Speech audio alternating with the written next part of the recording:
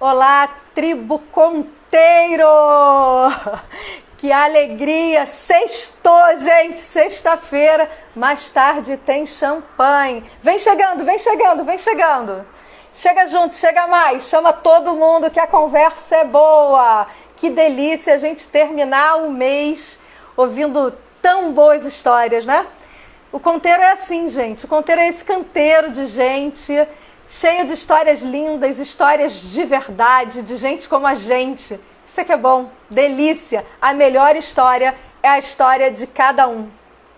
Vai chamando todo mundo, manda esse aviãozinho, chama todo mundo. Quem não está seguindo, começa a seguir, @ConteiroHistórias. A gente está no Instagram, no Facebook e no YouTube. Eu sempre me esqueço desse negócio do YouTube.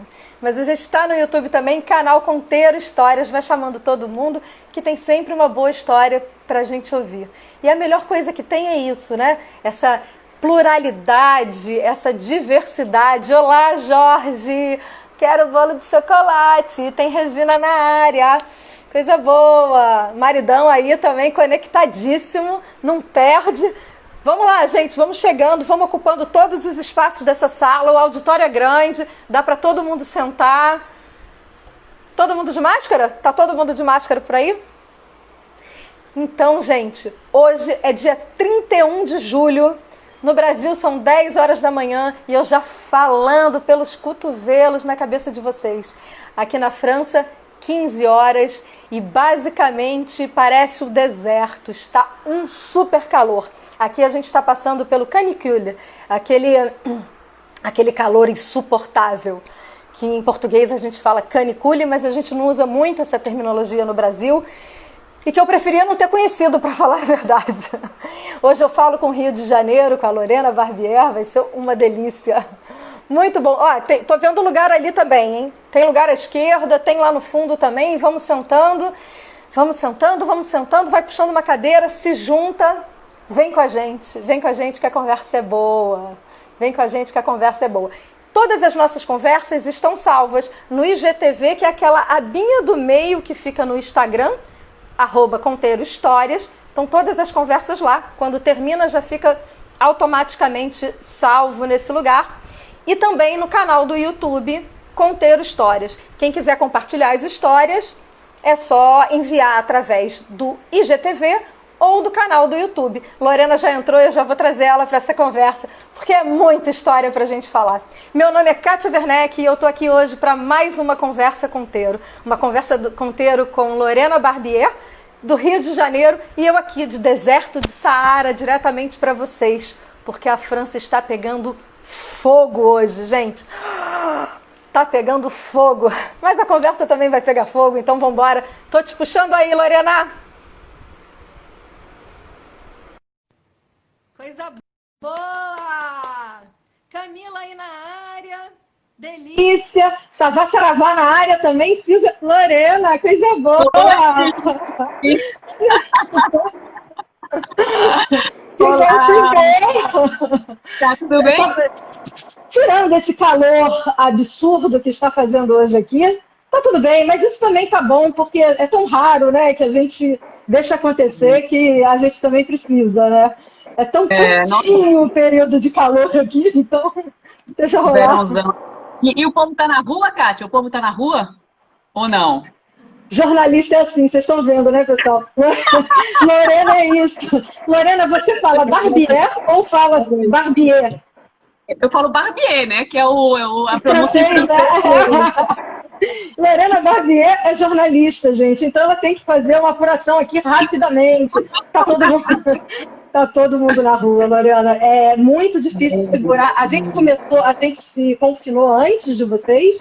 Então, mais tempo presos, e aqui foi de verdade, né? O confinamento realmente aconteceu, até porque você não podia sair, senão você era multado. Então, ele aconteceu de fato. E aí, como a gente está aqui na Europa e é inverno quase o ano inteiro, muito difícil segurar o povo em casa no curto verão que a gente tem. Tá todo mundo na rua.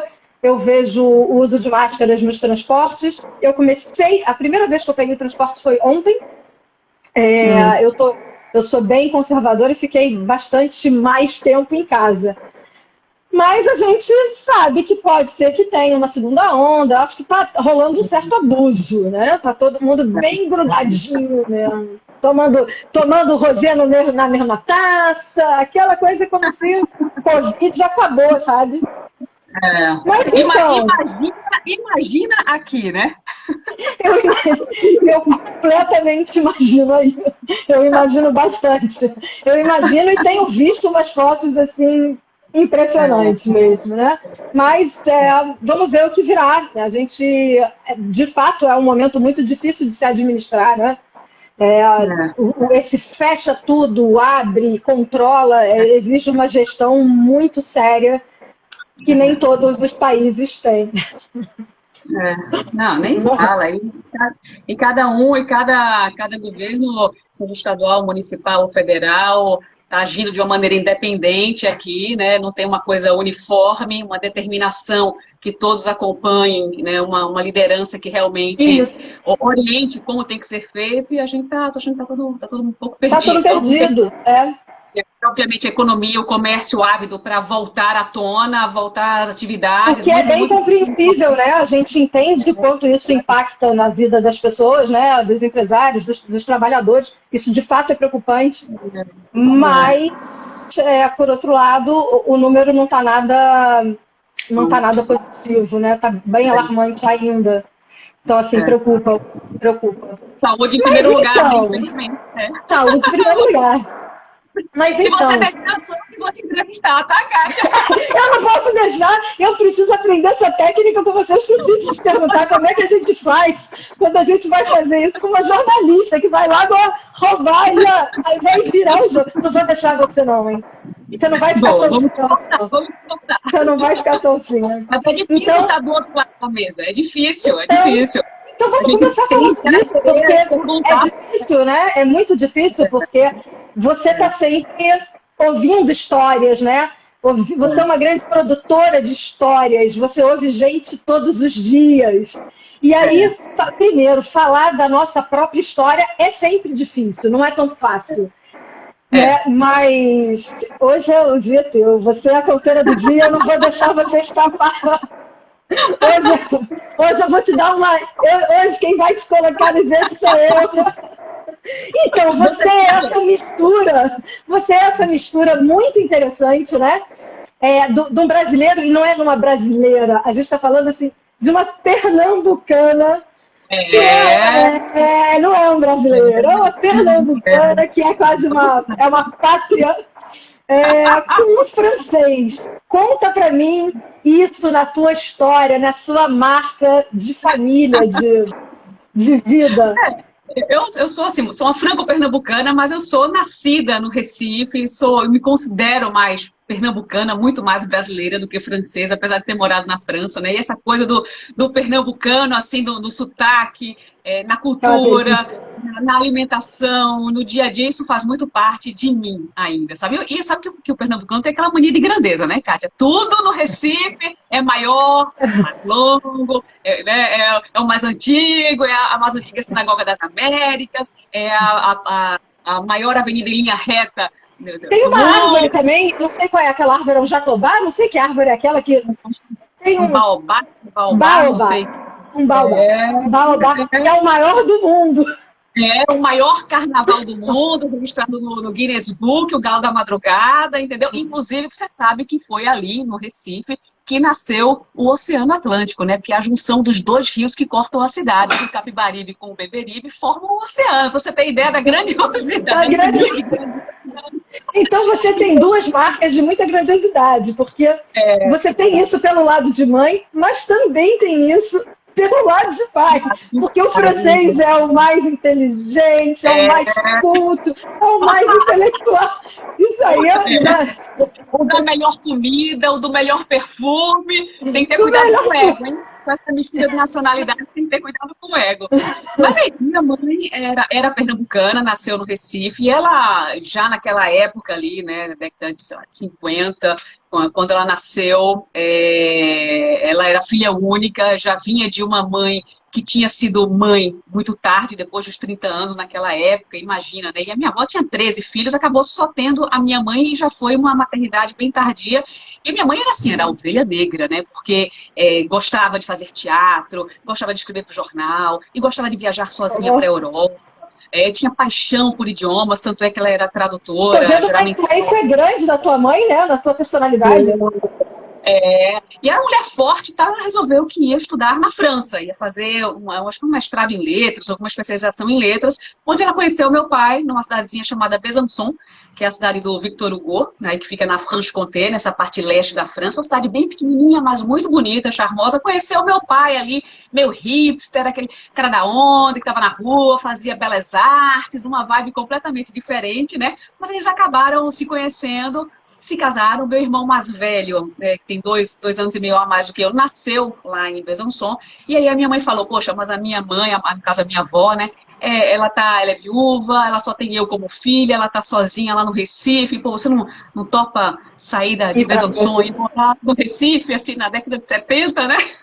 E foi a ditadura, e aí 78, 79, e aí eles vieram para o Brasil, e meu pai, obviamente, veio focado em aprender português, né, em se encontrar naquela cultura completamente diferente da dele, e aí eles se estabeleceram, e naquele ano ali que meu pai chegou, ele foi focar em aprender português, e aí ele resolveu que deixaria Belas Artes de lado para fazer um curso de medicina, e ele é médico, formado em medicina, trabalha até hoje, e aí foi isso, e aí eu nasci ali, pouco tempo depois, já no Recife, onde morei boa parte da minha vida, né? Daí o Recife tem uma...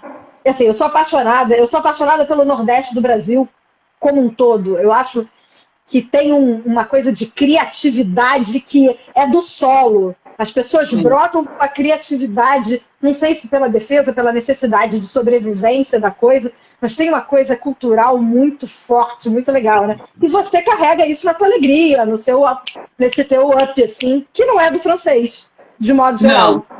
Não é. Inclusive é um choque cultural bem grande. Imagino que isso tenha sido também um choque muito grande para o meu pai. Imagina. Sair de um lugar que eu me lembro assim, na casa dos meus avós, a gente marcava o horário de chegar e o horário de sair, assim, não era bater na porta, oi, cheguei, põe aí água no feijão. Avós, hein? Avós. Você tinha que marcar, olha, tô indo aí. Ah, tá bom, que horas? Então, assim, a gente sabia que 11 às 3 a gente estaria ali, mas com horário marcado. Ninguém chega assim, sem avisar. E aqui no Brasil, imagina, todo mundo bate na porta de todo mundo. Cheguei, entra ali, entra sem avisar, não telefona, né? Então, assim, tem esse choque, né, E quando eu fui morar na França, eu também percebi isso, né? Que a gente tem que se adaptar à cultura local, não tem jeito. E mesmo que aquilo estivesse correndo nas minhas veias com o sangue paterno, a minha cultura, a minha criação foi toda no Recife, né? Então, a gente tem que aprender... Por que você veio para a França? Então, quando eu fiz 14 anos, a minha mãe perguntou o que eu queria, né? Você quer fazer uma festa, uma coisa maior nos 15 anos, ou você quer fazer uma viagem? E aí eu disse, eu queria morar na França. Aproveitando que eu tenho meus avós lá, e ela disse, nossa, então vamos lá, vamos organizar isso. Então, ao longo dos meus 14 anos, a gente organizou essa que seria a minha primeira viagem para morar fora do país. Eu já tinha feito algumas poucas viagens internacionais, né, a passeio e tal com os meus pais, mas daquela vez eu finalmente seria deixada na casa dos meus avós, com quem eu havia convivido pouco tempo, né, até os 14, eles tinham vindo algumas vezes no Brasil, eu nunca tinha ido à França ainda. E aí eu fui, assim, meus avós, mas eram pessoas totalmente desconhecidas, né? Não faziam parte da rotina do meu dia a dia. Eu nem falava francês, eu tinha feito um curso assim na Aliança Francesa aqui por alguns meses antes de viajar, para não chegar lá completamente, não chegar aí, né? Completamente sem nada do idioma. E aí acabou que quase com 15, né? De 14 para 15 anos, meu aniversário em janeiro, a gente viajou em dezembro. Ela foi lá me deixar na casa dos meus avós. E ali eu fiquei durante um ano para ter essa experiência internacional, para ter essa convivência com a cultura do meu pai, para, enfim, aprender francês, para estudar no colégio público, né? Conviver com o dia a dia dos franceses, com essa rotina do estudante, né, da criança estudante na França, que é muito, muito diferente daqui. Tem muito mais autonomia, né? Tem muita autonomia. Nossa, eu me lembro assim, chocante, né? Porque imagina, eu ia lá, minha mãe me deixava no colégio, eu me pegava, essa coisa do medo, da segurança também, né? A gente não tem essa liberdade, a criança não tem essa liberdade urbana toda que se tem. Aí chegou lá no primeiro dia de aula, minha avó falou, olha, preste atenção, o ônibus vai passar aqui às 7h43. Então você tem que sair de casa às 7h41, porque a parada tá ali na esquina. E aí você vai sair, você vai pegar esse ônibus número 3, então você vai entrar por aqui, aí na época tinha uns tickets que você apenas creditava ali para na máquina, né? Entrava, sentava, aí tinham tantas paradas, você vai descer aqui, vai entrar, o colégio é esse aqui, vou te apresentar aqui a diretora, ok e tal. E aí no dia seguinte te vira malandro, né? Vai lá agora fazer todo o processo sozinha. Eu fiquei, nossa, como assim, né? E aí foi Mas essa incrível. Ô, Lorena, um ano da sua vida que mudou tudo, né? Mudou toda a sua forma de ver o mundo, mudou todo o seu caminho. Quantas portas e quantas reflexões e amadurecimento esse um ano da tua vida não trouxe para você. E, sobretudo nesse momento, de 14 para 15 anos. Nossa, foram 10 anos em um, eu digo assim. E a partir daí me abriu uma janela, o despertar para o mundo, assim, o quanto aquele universo passou a ser pequeno para mim, né? E como eu voltei com reflexões completamente diferentes, com padrões, assim, tudo aquilo que parecia que era o certo, eu comecei a questionar, quer dizer, você volta com uma mente muito mais aberta, né? Então imagina eu lá, podendo ir para a escola sozinha, pegando meu ônibus, passando o dia inteiro na escola, comendo num refeitório, né, no mesário com todo mundo, lá com outros estudantes, né, falando francês e comendo aquilo que estava todo mundo comendo, era maçãzinha, era aquele suco, era lá, voltando para casa 4 horas da tarde, seja inverno, seja verão, seja que momento for, né? Curtindo as estações do ano também, porque ali no Nordeste é tudo verão, no inverno chove um pouco, mas é quente do mesmo jeito, e de repente a gente consegue observar a flor que chega, né, a folha que cai, a neve que se... Aí assim, cara, tudo muda. A alimentação também, né, aquilo que a gente come, ou até hoje aqui de manhã em casa, eu trouxe essa cultura nordestina pra gente, a gente faz cuscuz de manhã, a gente come a macaxeira cozida, come banana da terra cozida, batata doce, a gente come as coisas que eu trouxe da minha realidade no Recife, né? Então lá na França era tudo diferente, né? A gente comia muito rápido de manhã, já saía para a escola, a gente tinha uma refeição talvez principal mais à noite, toda a realidade. Tudo muito diferente. E até de repente o fato de você estar longe dos pais, né, te traz um senso de responsabilidade, de você ter que cuidar das suas coisas, mesmo estando com os avós, mas avós franceses dão, imagino que te deixem muito mais autonomia, não é de ficar... Você tem que crescer muito, né? Tem que crescer... Vamos lavar a louça, vamos lavar a própria roupa. Nada de banho durante muito tempo. Água quente era aquelas se gastava muito com calefação, então o negócio de desligar também aquilo ali à noite, quer dizer, era uma coisa assim que eu tinha que prestar atenção em coisas que eu não prestava atenção em casa, sabe? E eu sempre digo, poxa, como é difícil ser cidadão também, né? A gente acha que, tô no primeiro mundo, não, mas no primeiro mundo você faz tudo, para ter a igualdade que a gente esperaria que o Brasil tivesse social, a gente tem que ter um dever de cidadania muito maior nas coisas da casa, que a gente aqui, mal acostumadamente, deixa na mão de outras pessoas para fazerem. Aí não, aí você deve saber disso, o que é fazer faxina, o que é lavar um banheiro, o que é cuidar da roupa, o que é ir lá fora, cortar o jardim, cortar a grama, a água, tudo aquilo fazia parte das tarefas do dia a dia. Né? E para mim foi um choque de realidade, um choque cultural, mas um aprendizado incrível, assim. Eu voltei realmente revendo todos os conceitos dentro de casa, sabe? De colocar a mesa, de tirar a mesa, de fazer coisas que eu não estava acostumada a fazer e que eu vi que aquilo ali deveria ser feito por nós. Né? Foi incrível. Fantástico, fantástico. E a sua volta para o Brasil e a sua história de você se descobrir? Porque a gente é cobrado muito cedo a escolher o que a gente quer ser para a vida da gente. É uma pressão tão grande de um momento que a gente ainda não sabe tanta coisa assim, né? Como é que foi sua decisão de carreira lá atrás? Nossa, quando eu voltei, aí já com 15 para 16 anos, aí eu perdi um ano letivo no Brasil, né? Eu tinha terminado o ensino médio, iria entrar no... Não, eu tinha terminado o fundamental, né? Ia entrar no ensino médio, na época, acho que era primeiro grau maior, que chamava, não, era... Como é que era? Segundo ano, né? Eu ia entrar no primeiro ano do ensino médio hoje, quando eu viajei para a França, então eu fiquei, digamos, um ano atrasada em relação aos meus amigos de infância com quem eu tinha estudado, mas foi um momento bom para eu refletir o que é que eu queria fazer. Eu acabei ganhando um ano, porque imagina você com 17 anos ter que decidir a profissão da sua vida, é muito cedo, né? É um É muito absurdo. cedo. É um absurdo. Porque você não tem conhecimento das profissões, você não tem maturidade, você não pensa ainda. Você é estudante, e aí de repente, ok, escolhe lá que vai ser para a vida. Que vai ser para a vida nada. E mais ainda, a sociedade ainda, além dessa escolha, durante muito tempo a gente viveu no pós-escolha, que é aquela é a tua carreira, e você tem que seguir isso e acabou. E como se a gente não fosse capaz de gostar de outras coisas, trilhar outros caminhos. É muita pressão em torno disso, né? Tá tudo errado. Como é que foi isso? Eu acho que dá esse gap para os jovens, para que eles possam, se tiverem oportunidade, viajar ou experimentar coisas, né, conhecer profissões variadas, aprender idioma. Eu acho saudável, essa coisa de ter que correr, ter que entrar logo na faculdade, vai perder um ano. Que é isso, gente? Só que assim, você sente aquela pressão e eu realmente não sabia para onde atiraria, né? Normal. Eu adoro, até hoje, adoro arquitetura, adoro ver plantas de casa, fico lá imaginando milhões de coisas, adoro fazer, não sei desenhar, mas eu gosto, enfim. Então, pensei uma época em fazer arquitetura, pensei uma época em fazer medicina. Medicina foi, assim, aquilo que mais me balançou entre jornalismo e medicina, porque meu pai é médico, e aí ele dizia, olha...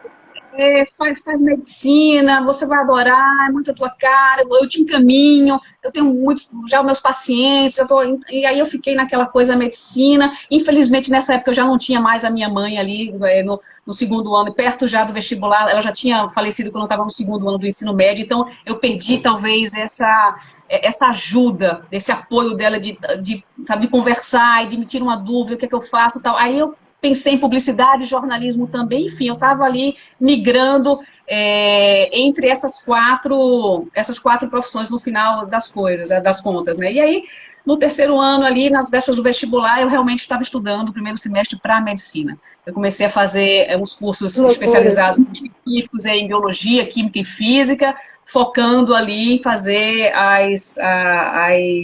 as específicas para o curso para a saúde, né? E aí, assim, foi realmente as vésperas do vestibular, pouco antes da inscrição mesmo. Eu já tinha estudado um período inteiro, o primeiro semestre inteiro, focada em fazer medicina. E aí eu disse, cara, eu não consigo entrar no hospital, ver gente sofrendo, lidar com sangue, eu acho uma profissão linda, encantadora, fico, assim, fascinada por aquela pessoa que tem capacidade de fazer uma cirurgia no coração de alguém, sabe? Nossa, para mim é a maior de todas as profissões, né? Mas eu senti que eu não tinha aptidão para aquilo, né? E aí, faltando, sei lá, 2, 3 semanas para a inscrição mesmo do vestibular, na época eu acho que era agosto, tá? Eu realmente decidi que não era nada daquilo, que eu queria enveredar para a área de comunicação e que eu ia fazer jornalismo e publicidade, numa particular, na outra pública, ver se eu conseguiria entrar nas duas e ver o que é que dava a partir dali, saber se aquele seria realmente o meu caminho, né? E aí Até porque a ideia que a gente tem quando escolhe isso é tão ampla, né? Comunicação, porque eu gosto de me comunicar, gosto de gente, comunicação. Mas aí começa a te obrigar ainda por cima a dividir. Comunicação o quê? Publicidade? Comunicação você fala com sim, né? E na época era rádio, a gente não tinha tantas opções como tem hoje, né? Era basicamente impresso, era rádio, impresso, não tinha essa coisa da internet, não era, né? Era rádio, impresso e televisão. Se você vai fazer jornalismo ou publicidade, para onde você vai, enfim. Aí eu fiquei muito preocupada pela minha escolha, porque, enfim, eu tinha estudado, passei um semestre, digamos assim, perdendo tempo no meu ponto de vista, eu tinha perdido um semestre estudando física, matemática e química, meu Deus, o que é que eu faço agora, né? Mas foi muito legal, porque no final das contas me ajudou muito no vestibular, porque na primeira fase eu saí na frente. Os outros não sabiam nada daquilo. E aí foi incrível, aí me dei super bem, fiquei, sabe, bem posicionada, enfim, aí entrei nas duas e comecei a cursar publicidade e jornalismo. E aí você se encontrou no jornalismo em que momento? Olha, eu passei um ano fazendo as duas faculdades e no segundo ano eu mantive assim ainda, uma era de manhã, a outra era à noite, aí a partir do segundo ano, meu terceiro trimestre, né, terceiro semestre na faculdade de jornalismo, nas duas, eu comecei a estagiar numa rádio, foi meu primeiro estágio, na Rádio Clube de Pernambuco, a rádio mais antiga, A maior rádio, a mais antiga. Começou a grandiosidade do Pernambucano. Tá no meio. Com maior audiência. E quando eu comecei a... Olha, eu queria mandar um beijo, Kátia. Deixa eu só dar um Manda pra todo mundo. A gente tá em casa, escutei patrocinador. Dar um beijo pro Ciro Bezerra, que eu falando nele e ele entrou aí, porque foi com ele que eu trabalhei no meu primeiro estágio, produzindo um programa que ele apresentava, que era na Rádio Clube aí, 720, ele tá me lembrando aqui, que, nossa, até hoje eu fico cantando umas músicas aqui de Dalva de Oliveira e Fernando fica, mas o que é isso? Eu digo, influência da Rádio AM, influência da Rádio AM. Tá aqui, Aguinaldo Timóteo, influência da Rádio AM. E aí, quando eu entrei naquele estágio, eu queria mandar um beijo para Ciro Bezerra e mandar um beijo para Fabiano Antunes também, que entrou aí, que é um amigo de coração, de infância, jornalista também. E aí, quando eu entrei no rádio, Kátia, eu disse, é isso. E aí, eu deixei para lá, primeiro experimento de rádio nas Américas, é isso aí, a Rádio Clube aí. Aí, quando eu entrei, que me apaixonei por rádio, eu falei, é isso. É difícil fazer rádio, né? Porque eu fico imaginando como é difícil fazer rádio, porque a gente achar que fala... Não é assim, a pessoa não está vendo você não tem recurso nenhum, né? Você tem que ter um... Mas eu vou te falar, eu assim, passei por algumas rádios, várias televisões, né? Sempre foquei nesses dois veículos, mas rádio ainda é a minha grande paixão, né? E assim... Não, rádio é incrível. A rádio tem um dinamismo, tem uma velocidade, tem uma coloquialidade, tem uma instantaneidade. E uma fidelidade das pessoas que assistem. Eu acho que as pessoas da rádio são verdadeiramente fiéis. Porque você faz tudo que você está fazendo, a tua rotina com o rádio do lado. E aquela pessoa que está na rádio vira a tua família. Então, é a conexão entre a pessoa que escuta, né, a rádio, com o programa, com tudo mais, é muito grande.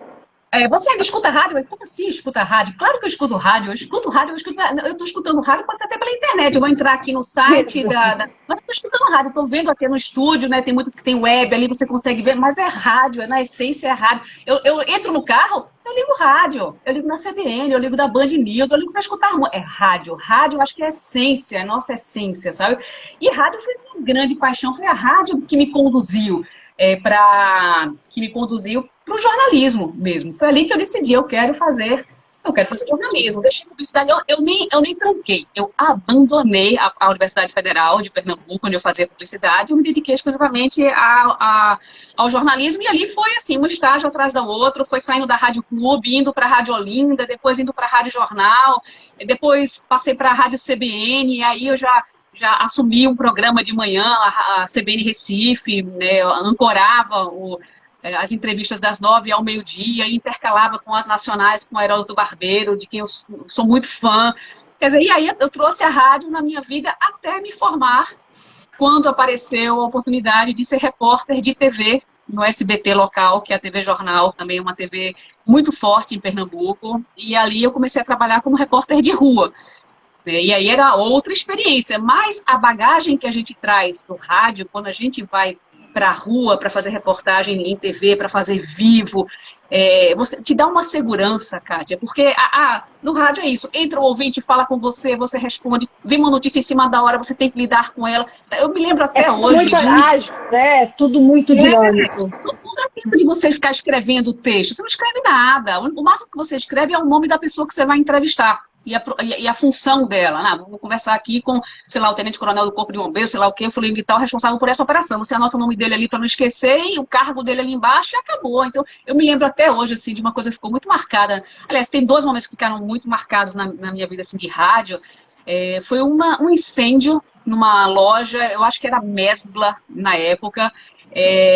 Tem que ter segurança, tem que ter improviso, isso mesmo, aí o Romualdo de Souza tá lembrando isso. Eu me lembro dessa cobertura, assim, o incêndio estava acontecendo, na época não tinha celular, gente, a gente pegava um rádio com fio, com aqueles grande, pesado, né?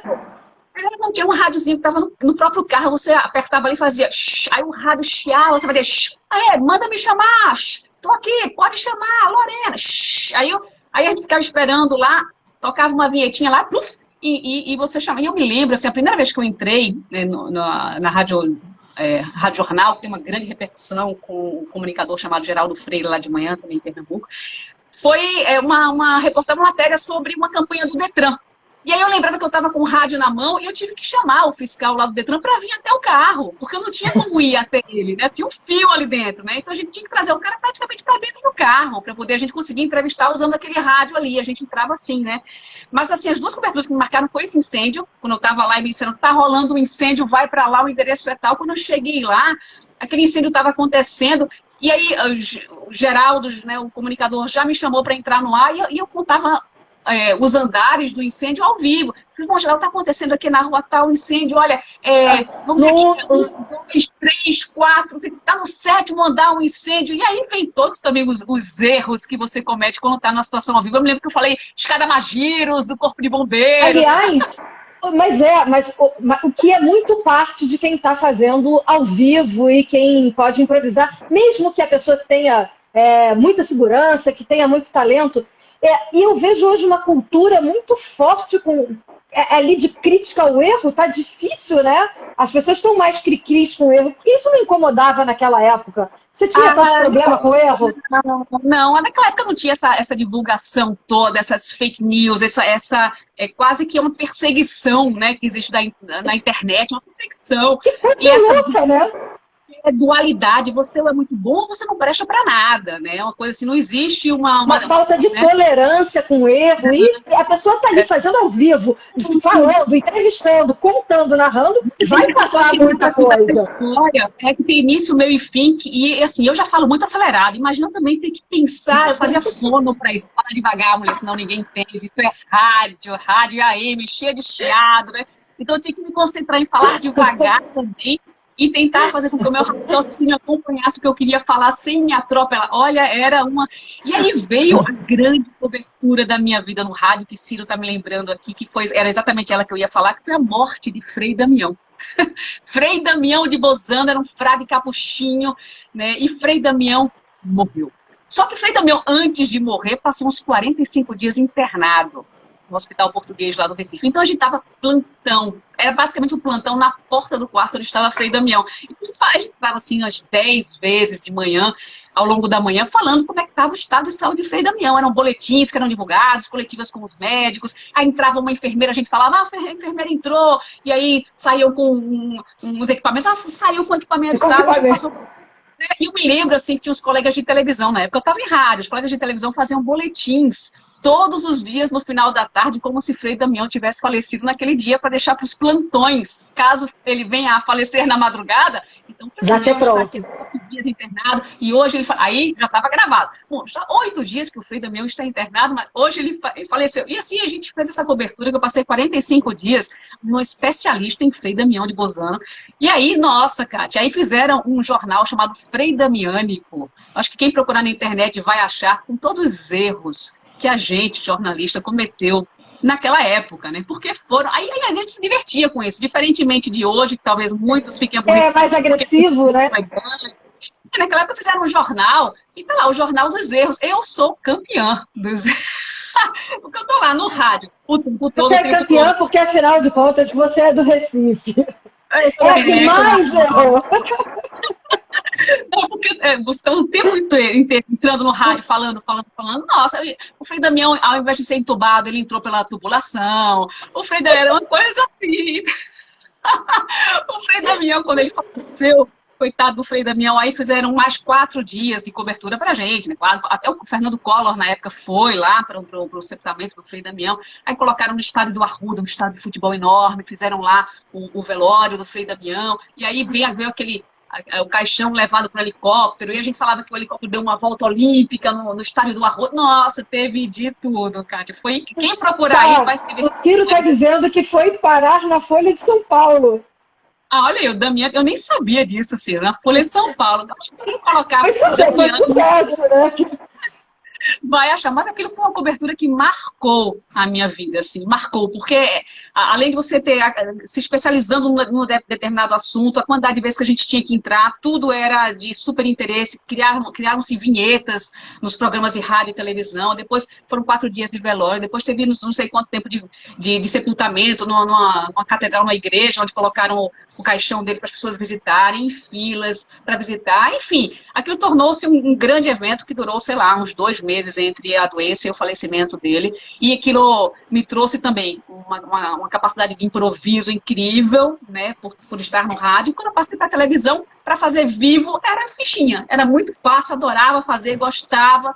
Fui apresentar um telejornal depois, posteriormente, aí no SBT também, na TV Jornal, e depois em outras emissoras, né, na TV Guararapes, que era a Band, na Tribuna, que era a Record, ou ainda é, enfim, hoje em dia. E aí, aquilo ali tornou-se a segunda paixão, e rádio e TV são os meus alicerces, as minhas bases do jornalismo até hoje. Só que naquela época eu estava focada em hard news, notícias do dia a dia. Hoje o Ciro está me lembrando aqui, fala do Conversa na Madrugada, era um programa de entrevista. O hard news, a falar do cotidiano, notícia, chega uma hora que deve dar uma exaustão, né? Porque a gente não fala o que a gente quer, fala o que acontece, e você tem que noticiar muita coisa pesada, né? Eu passei, eu acho que 7 anos seguidos fazendo isso, e eu acho que foi isso que me exauriu um pouco. Assim, o Conversa na Madrugada era um programa diferente, um programa de entrevistas na madrugada, também na TV Jornal, no SBT, que eu gravava um dia, uma tarde, e ia ao ar sempre depois, eu não lembro o que era o Jô Soares que estava no SBT, já não lembro, ia depois de algum programa, ia bem tarde, tipo meia-noite, tá? Mas era um programa de meia hora, mais cultural, era uma delícia fazer aquele programa de entrevistas. Talvez as pessoas achem alguma coisa também, Conversa na Madrugada na internet. Aquilo era o respiro. E a CBN, quando eu entrei para ancorar o CBN Recife, também foi um respiro. Porque ali tinha um pouco de economia, tinha um pouco de política, tinha um pouco de cultura, tinha um pouco de cidades, do dia a dia, da coisa mais urbana. E saía do foco que, infelizmente, boa parte dos telejornais locais acabam priorizando, porque infelizmente faz parte muito do que a gente vive em termos de violência urbana. Então, aquele programa que eu apresentava lá, que depois até o Ciro Bezerra apresentou, eu era casada, me casei com um jornalista também que apresentava telejornal, inclusive a gente era concorrente de horário, ele estava numa TV e eu estava na outra, a gente apresentava telejornal ao mesmo tempo, tinha uma brincadeira nas redações de virar uma televisão para outra, porque nós dois estávamos no ar ao mesmo tempo, apresentando canais diferentes, mas no mesmo horário. Mas era muita notícia negativa. E aquilo me incomodava demais. Ter que lidar com chacina, com violência, com comunidade pobre, né, com problemas, e é esgoto, e é buraco, são injustiças. E na época não tinha um respeito hoje que se tem a pessoas acusadas de cometer crimes. Né? Hoje em dia você não pode mostrar o rosto de uma pessoa que é acusada de. Ela não foi julgada, ela não foi condenada. E a exposição que existia naquela época era uma coisa absurda. As pessoas eram acusadas de alguma coisa e tinha lá uma coletiva de imprensa. Já estava ali, né? O cara era obrigado a olhar para a câmera, era obrigado a dar entrevista para a gente. Aquilo me incomodava de um jeito, sabe? Apesar de não ter ainda noção desses direitos humanos que a gente tem hoje, né? Você não pode expor, não pode falar o nome, não pode mostrar o rosto. Hoje a gente tem muito mais cuidado com isso, mas hoje não se mostra, enfim, pelo menos na maioria dos canais, não se mostra mais um corpo ensanguentado, um tiro na cabeça. Mas naquela época... Há um respeito maior pela vida, né? Assim, há um entendimento da... Nesse sentido, tem. E assim, quando eu era repórter de rua, eu pegava o microfone lá e a gente ia mostrar, fazer chacina. Então eu me lembro assim de uma coisa que eu acho que para mim foi a gota d'água, foi estar dentro de uma casa onde 7 pessoas morreram numa comunidade do Recife e os corpos estavam lá. E a gente estava andando entre os corpos, pisando em sangue. Né? E quando eu percebi que aquilo parece que não me chocava mais, porque já fazia tão parte do cotidiano, eu falei, estou doente, né? Tem alguma coisa errada. Então, eu comecei a me desinteressar por esse dia a dia do jornalismo, sabe? Eu comecei a não me sentir mais à vontade com aquilo. Eu senti que eu não estava fazendo o meu melhor mais. Mas, Lorena, tudo isso isso é extremamente importante, essa percepção é extremamente importante, né? Porque foi super válido, mas dado o momento que a gente percebe que aquilo vira uma banalização, é hora da gente fazer outra coisa, né, na vida. E assim, eu quero saber dessa história toda, mas a gente tem que passar por muitas histórias. Eu quero saber do reality show, eu quero saber do Fantástico, mas eu quero falar de Henri. Então, dá teu jeito aí para encaixar isso tudo e a gente empacotar isso em 20 minutos, porque a gente vai ter que falar do príncipe. Tá, vamos sim, é a coisa mais importante da minha vida hoje. Mas é isso, assim. Aí, Kátia, eu disse, não, não quero mais fazer isso, não faz parte eu não estou me sentindo mais bem. Mesmo sendo editora-chefe ou apresentadora de um telejornal, você não tem total ingerência daquele conteúdo que vai. O que acontece acaba sendo priorizado infelizmente, assim, as pessoas gostam de drama, gostam de ver a dor alheia. Tem uma coisa que me chocou muito na Folha de Pernambuco, que foi a foto de um rapaz, um homem sentado numa cadeira de praia, em meio a um crime, ainda com o corpo no chão, e ele estava lendo a Folha de Pernambuco, onde na capa tinha um outro crime. Quer dizer, o cara, ele está ali, faz parte do cenário da vida dele, né? É a realidade, aquilo não choca, mas ele tá lá, tem um crime aqui, eu tô lendo mais um crime aqui. Então, a gente sempre se pergunta, mas por que que se a gente torna aquela notícia de mais um acabamento mais fino, você não fala mais de cultura, mais de boas ações, mais de coisas propositivas e positivas, as pessoas parecem que não se interessam. É uma coisa cultural, a gente tem que empurrar isso goela abaixo e fazer programas um pouco mais equilibrados, porque os programas que dão mais audiência são esses, que tem morte, que tem violência. Não tenho dúvida, mas ao mesmo tempo a gente tem uma necessidade muito grande de virar esse jogo, né, da comunicação e trazer uma comunicação mais positiva para a nossa vida, né? E você, ao longo dos últimos anos, tem feito coisas incríveis, tem tido a chance, a oportunidade de tocar projetos que te dão essa cara, A virada da minha chave foi quando o Fabiano Antunes que entrou aí, a gente abriu uma assessoria de imprensa juntos, eu acabei deixando isso tudo de lado, o jornal que eu apresentava saiu do ar, foi demitida, eu já não estava insatisfeita com aquilo tudo, enfim. E aí a gente abriu uma assessoria de imprensa, a Vitesse Comunicação, que tem um nome francês, né? Até hoje ela existe, a Vitesse Comunicação, Velocidade. O Fabiano assumiu a assessoria sozinho. E aí a gente passou bons anos, acho que 7 anos, trabalhando com a Vitesse Comunicação. E aí eu comecei a sair dessa hard news, foi quando me apareceu uma proposta incrível de uma amiga jornalista, Juliana Lira, que é dona da Lira Filmes, que foi para fazer o The Amazing Race, a Corrida Milionária, um reality de aventuras, que estava sendo todo baseado no Recife, porque o responsável pelo projeto, que era super fã do The Amazing Race americano, é pernambucano, morava em Miami, trouxe de lá para cá, para o Brasil, a proposta e disse, eu quero que 90% da mão de obra seja pernambucana e nós vamos fazer um reality de aventura incrível, nos parâmetros americanos, com a mão de obra pernambucana, vamos trabalhar. Ela falou, Lorena, sei que está mais livre agora, quer dizer, está com assessoria de imprensa, mas não está mais com rádio e TV no seu dia a dia, topa participar. Eu disse, nossa, tudo que eu quero. E aí eu conheci o Silvestre Campi, um diretor de cinema incrível, de fotografia, que é um alemão que mora aqui no Rio, foi para o Recife para ser o diretor desse projeto, e aí a gente entrou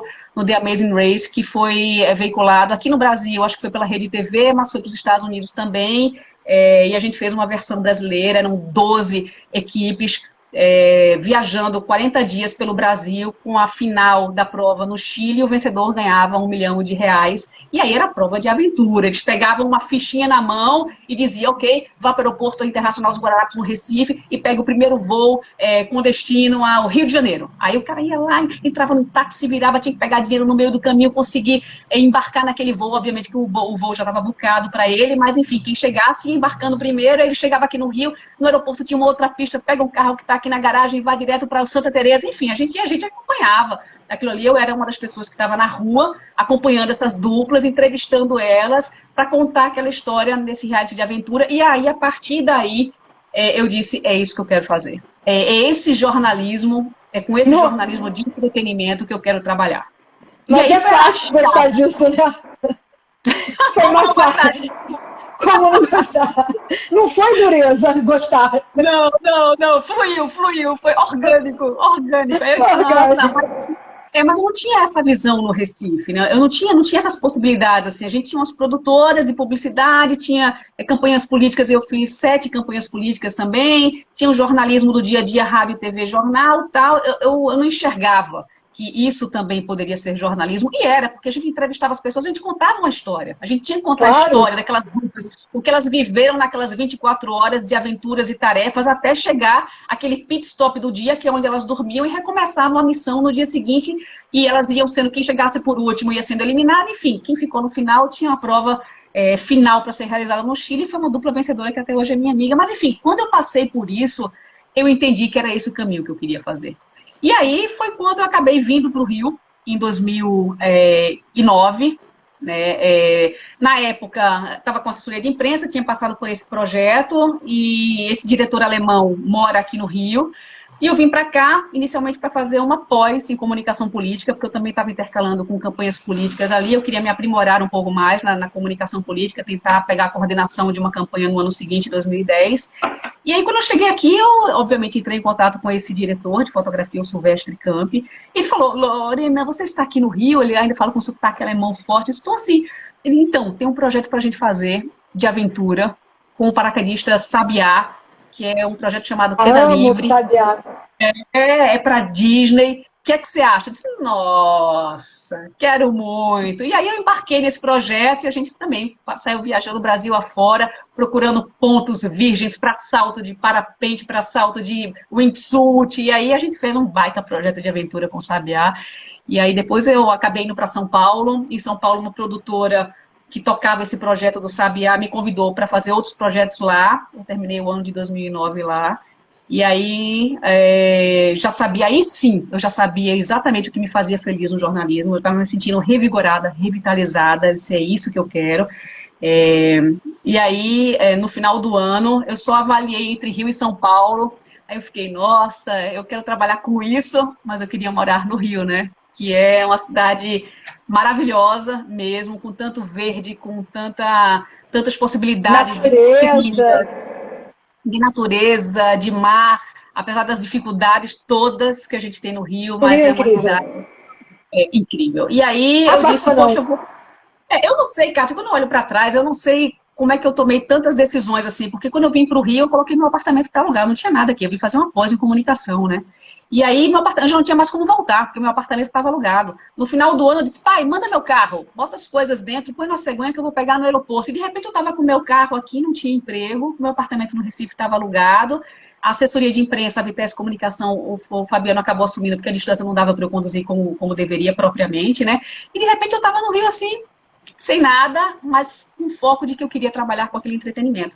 E aí, quando eu fui para São Paulo, ainda seguindo esse sonho todo de trabalhar com entretenimento, resolvi voltar para o Rio, porque queria fazer isso aqui.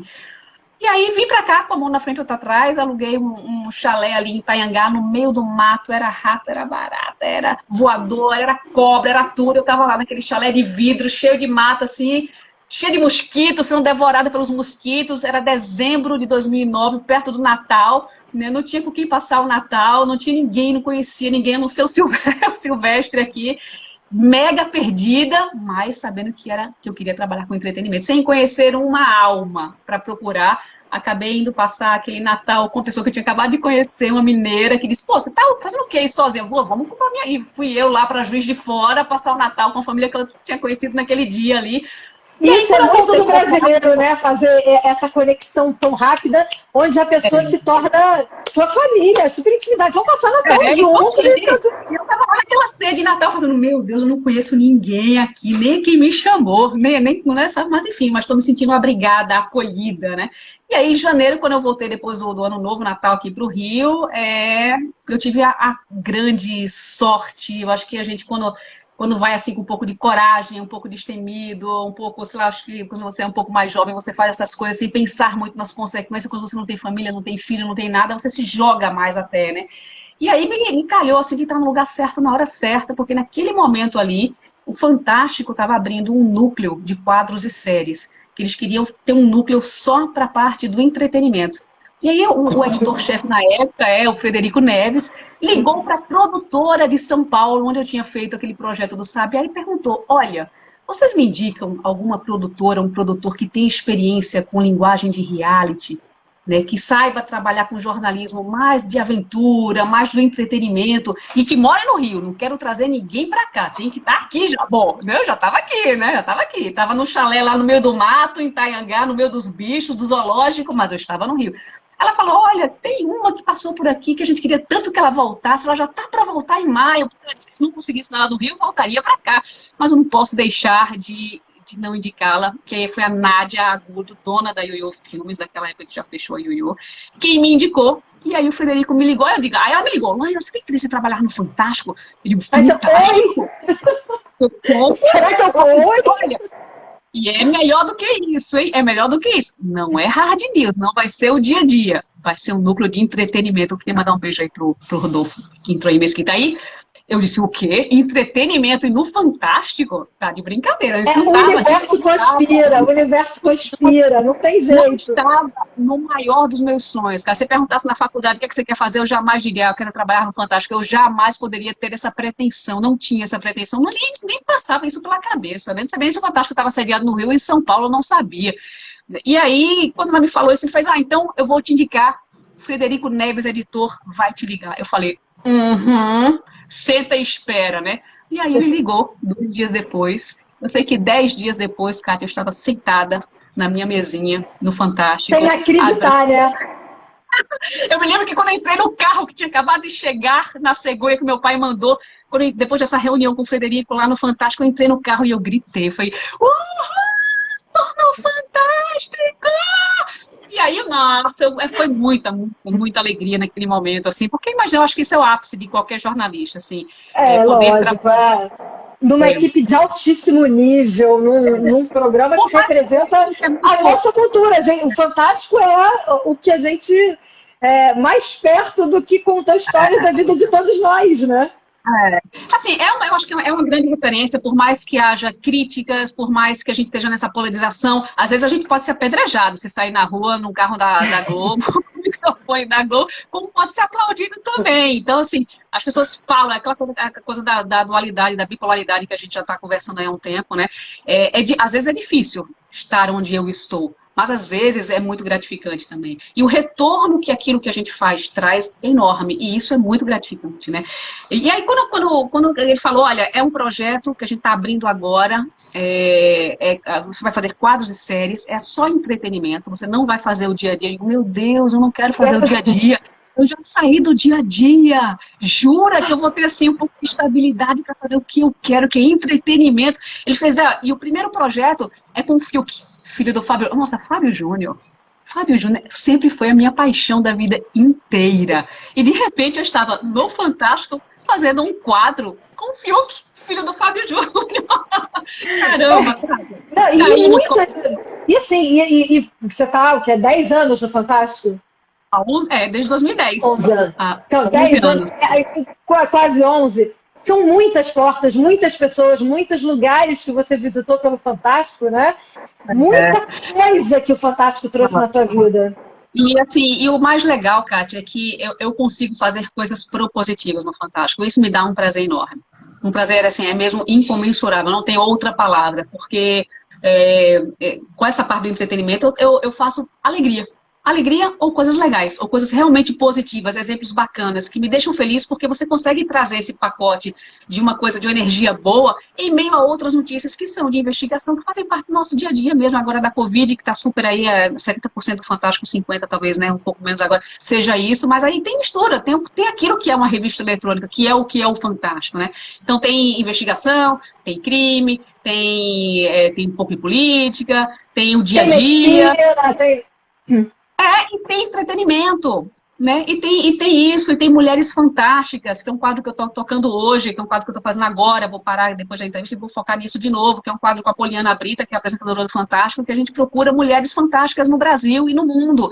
É um quadro maravilhoso, lindo, é uma marca, já virou uma marca, quer dizer, a gente busca bons exemplos. Agora o próximo é educação. Estou buscando uma mulher que seja uma fonte, uma inspiradora na educação. E a gente vai lá e entrevista essa mulher, e aí sempre o quadro traz, quem não conhece, não viu ainda, procurei Mulheres Fantásticas, tem vários episódios no YouTube, na própria Globoplay. Pois a gente é um quadro, sei lá, de 8 minutos. A primeira mulher é uma mulher internacional, né, que a gente retrata numa animação, muitas das vezes uma mulher que já morreu no passado, né, e aí a gente faz um link com a mulher contemporânea brasileira, que esteja fazendo algo de relevante. A última que a gente fez, que a gente colocou no ar agora, foi essa cientista brasileira que mora em Oxford.